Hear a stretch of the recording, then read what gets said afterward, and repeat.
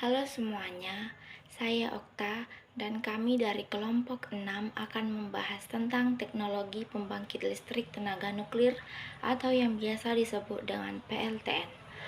Tentu saja saya tidak sendiri, saya ditemani oleh teman-teman saya yaitu Raihan, Dinda, Pasca, dan Wildan yang nanti akan menjelaskan dari sisi teknisnya. Teman-teman, perlu kita sadari bahwa PLTN menawarkan kesempatan energi yang sangat tinggi dengan emisi karbon yang minim.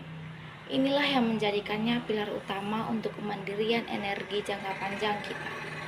Lantas, apa sebenarnya PLTN itu?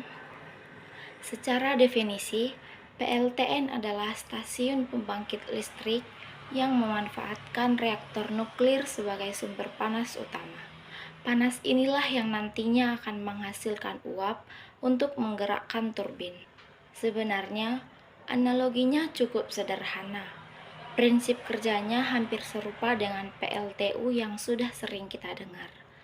Ada proses panas, uap, turbin, dan akhirnya menjadi listrik. Namun, perbedaan fundamentalnya terletak pada bahan bakar.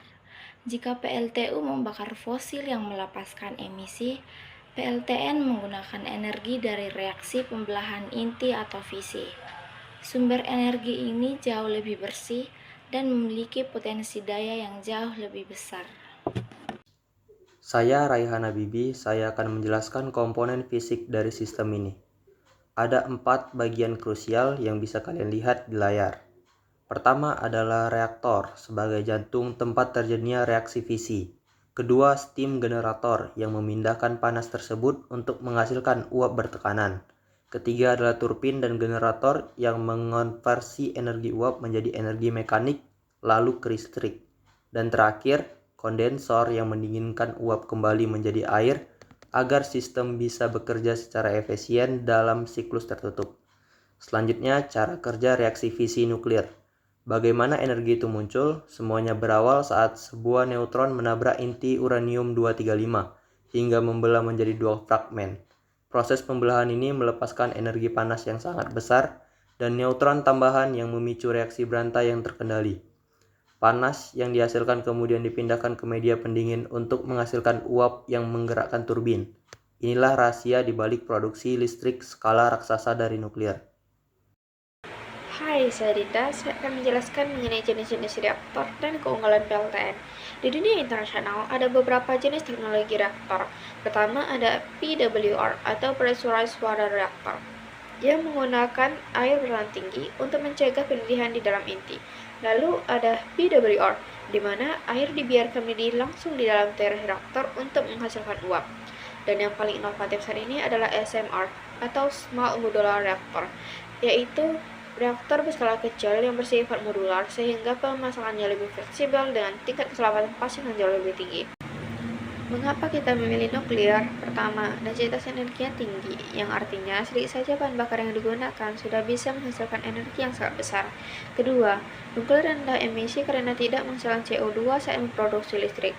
Dan yang paling penting adalah stabilitas pasokannya. PLTN mampu beroperasi 24/7 sebagai sumber base load yang andal untuk mendukung jaringan listrik nasional agar tidak terjadi pemadaman atau fluktuasi daya. Saya Pascaria Sevea. Selanjutnya kita akan bahas tentang tantangan yang dihadapi dan keamanannya. Tentu kita tidak bisa mengabaikan tantangan yang ada. Masalah utama yang sering diperdebatkan adalah pengelolaan limbah radioaktif yang memerlukan penyimpanan aman jangka panjang, biaya konstruksi yang tinggi, dan monitoring yang ketat.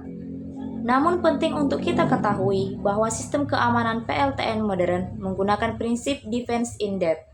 Artinya ada lapisan keamanan berlapis, mulai dari penghalang fisik reaktor hingga sistem otomatisasi yang bisa menghentikan reaksi secara instan jika terjadi kelainan, sehingga risiko kebocoran radiasi dapat ditekan hingga tingkat minimum. Kemudian peran dalam transisi energi. Dalam konteks perubahan iklim, PLTN berperan sebagai pilar stabilitas. Nuklir sangat mendukung target net zero emission dengan menggantikan pembangkit fosil yang kotor. Nuklir merupakan sumber energi rendah karbon yang mampu menghasilkan listrik skala besar tanpa asap polusi. Di banyak negara maju, Nuklir digunakan sebagai penopang utama sistem kelistrikan mereka untuk mengurangi ketergantungan pada bahan bakar fosil, menjadikannya solusi transisi energi yang paling realistis saat ini. Selain itu, PLTN menjadi partner sempurna bagi tenaga surya dan angin.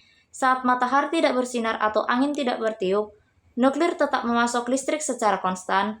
Ini memperkuat ketahanan energi pada industri. Saya Wildan. Setelah membedah seluruh aspek teknis, pertanyaannya adalah bagaimana peluangnya di Indonesia? Kita memiliki potensi besar berupa cadangan uranium dan thorium lokal yang bisa dimanfaatkan sebagai bahan bakar mandiri. Namun, implementasi ini memerlukan sinergi antara riset mendalam, regulasi yang kuat, dan sosialisasi yang transparan untuk membangun kepercayaan masyarakat pada keselamatan modern. Pemanfaat teknologi SMR atau reaktor modular kecil menjadi langkah paling strategis karena memungkinkan penempatan di lokasi terpencil sesuai skala kebutuhan regional kita. Sebagai kesimpulan, PLTN adalah solusi energi yang sangat efisien, stabil, dan rendah emisi untuk masa depan energi bersih. Kita harus optimis bahwa kemajuan teknologi keamanan dan manajemen limbah saat ini telah berkembang pesat untuk memitigasikan risiko-risiko historis. Langkah selanjutnya bagi kita adalah memperkuat riset dan kebijakan pemerintah yang berorientasi pada kemandirian energi.